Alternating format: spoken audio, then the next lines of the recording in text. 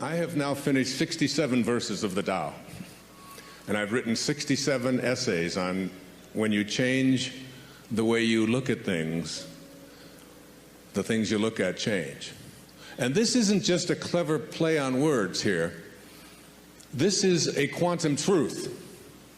As my friend Deepak Chopra has often said to me, quantum physics is not only stranger than you think it is, it's stranger than you can think. So that if you look at your origination, the place that you came from, this thing that Lao Tzu called the Tao, this great source that is everywhere, there is no place that it is not. And yet it is doing nothing. And yet it leaves nothing undone.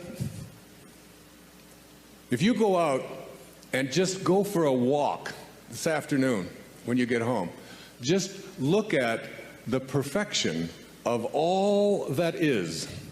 Just look at the clouds and look at the sky and look at the ocean and look at the trees and look at the leaves, and even more important, look at the space between the leaves. And look at the invisibleness and the perfection of how everything is. There's a constancy, if you will. And this constancy is always there.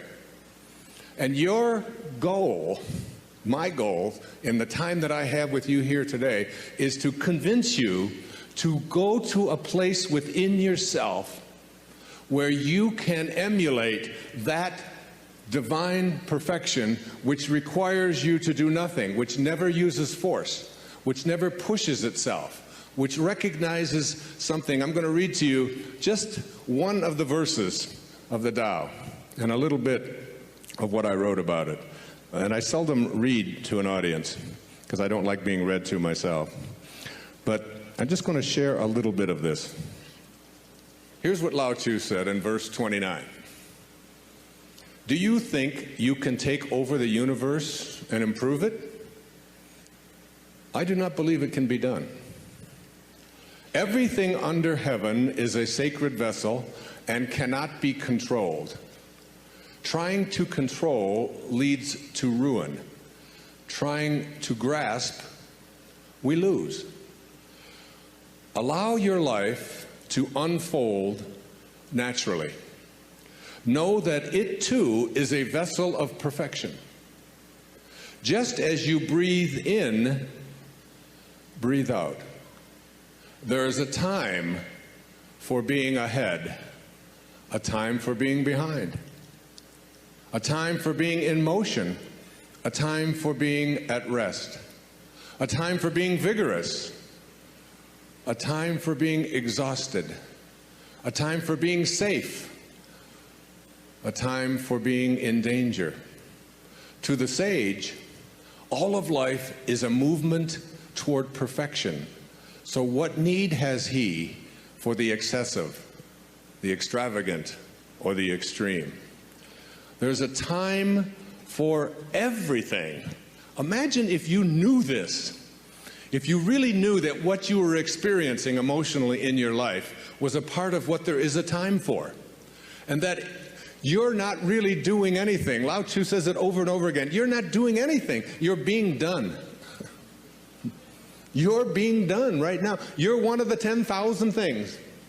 And it is all being done, all of it. Like I do yoga every morning, or almost every morning, 5-6 days a week. I do this 90-minute Bikram yoga, this hot yoga. And this has helped me so much with just that simple little thing. Just remembering what it says in verse 29 of the Tao, that there are times when you're in the midst of yoga, when you have a position where you have to put this foot out, and you have to turn this one down, and you have to get down here like this, and you have to take this arm, and I'm going to do it. And you have to do that for 60 seconds in a 110-degree room. That's after doing many other postures as well. There was a time when I would do that and I'd be so exhausted, and all I could think about was, when is this 60 seconds going to be up? Oh my God, when are we going to get through with this posture? When are we going to get onto where I can lie down on the floor and finally... And I began to realize as this thing This doing the Tao thing has really changed me dramatically, so that now when I'm in that position with one arm down and one arm up, and it is exhausting, and you're stretching, and you've got your arm right next to your ear, and you're holding on, that you say to yourself, there's a time for being exhausted, and there's a time for rest. There's a time for things not to work out. Imagine if you knew that in the midst of my working with my daughter, for example, when I see the struggle that she's going to, and I can stand back and say, there's a time for her to experience this, and there's a time for her not to experience it. If you read Katie's life, you'll see that there was a time for deep depression. There was a time for fear. There was a time for anger and worry and despair, deep despair. And when you're in those things, if you could step outside of yourself and look at it and say, there's also a time for its opposite.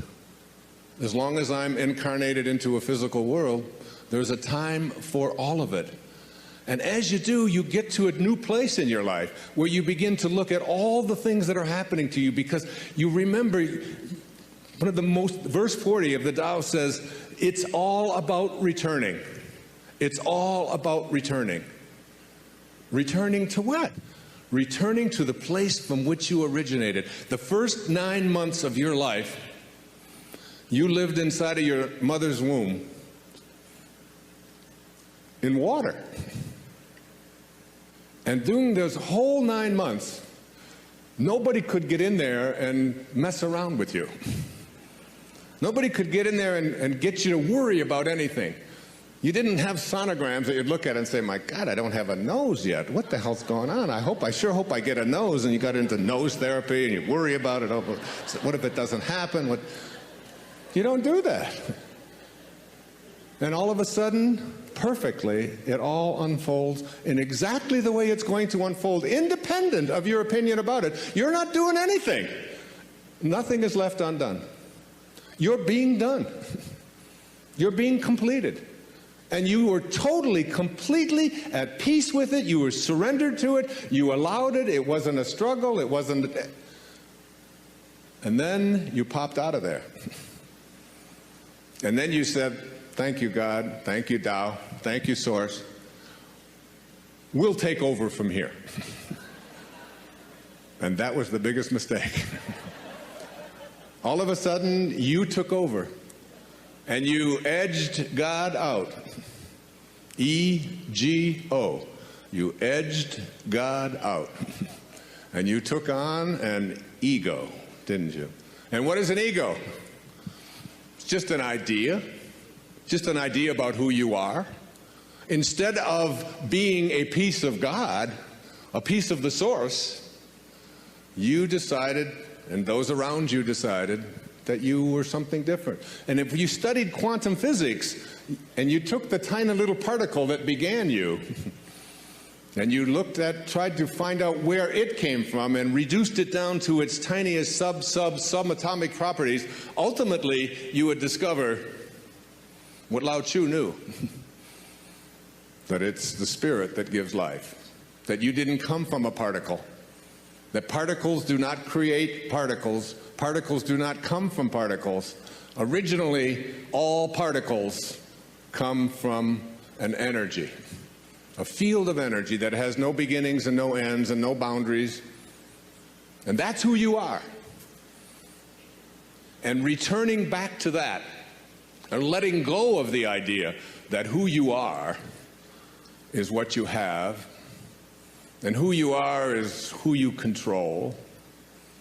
I don't think there's any more all-pervasive theme in the Tao Te Ching than the idea of being a non-interferer. Do you, Stephen? I mean, isn't it? It's about not interfering, isn't it? It's about letting go. It's about allowing. It's about detaching. It's about disconnecting yourself from this belief that you are in charge of other people. I'm the father of 8 children and the father of motivation. That's what they tell me, so I've got... And as this father of 8 children, one of the things that I've recognized and what has made me, I think, a better parent, particularly even since I've been doing this, is my willingness to, I call it the bite your tongue verse of the Tao. Just hang back just for a second, just as you're about to interfere, just as you're about to lay it on and tell somebody else how they should be and what they should do and how they should do it, you step back and realize that what Khalil Gibran, the great Lebanese poet, in writing in the Prophet, said was just a basic truth. Your children are not your children. They are the products of life's longing for itself. They come through you, but not for you. And you step back, and I can't even begin to tell you how freeing it is to realize that you don't have anything to do. You don't have anyone to control. You can be at peace. And I watch, and I've become much more of an observer, even on airplanes. I was in London 5 days ago. And I don't know if you've flown in and out of Heathrow lately, but things have really changed. You know, we couldn't take anything on the plane. The terrorists, whoever they are selling fear, and we respond with more fear. Every time you use force, you create a counterforce, and then another counterforce, and before you know, and the Tao teaches us all. I mean, one of the great lessons in the Tao is that any country that has its primary resources and its energy placed on building weapons is not of the Tao. And those countries that have their consciousness located in the Tao put their energy into tractors and building homes and growing food, not building weapons. I saw a movie not too long ago with Nicolas Cage about warlords or something, the Lords of War, I think it was something like that. One of those alarming things about how much energy we are in the world creating, energy to destroy ourselves. That we have literally created from our consciousness enough weaponry on this planet to eliminate all life within just a few moments. It's all there. It's all there for us. We've allowed ourselves to move so far away from the great teachings of the great spiritual masters. And we believe that we're a Christian nation or that we're a spiritual nation when we find ourselves having moved away from these simple principles and then getting upset with other people because we can have these kind of weapons, but they can't. And we don't look hard enough at ourselves and all the ways that we have deflected ourselves from the greatest teachings of all of the great spiritual masters. We hope you enjoyed this great video. Don't forget to like and subscribe.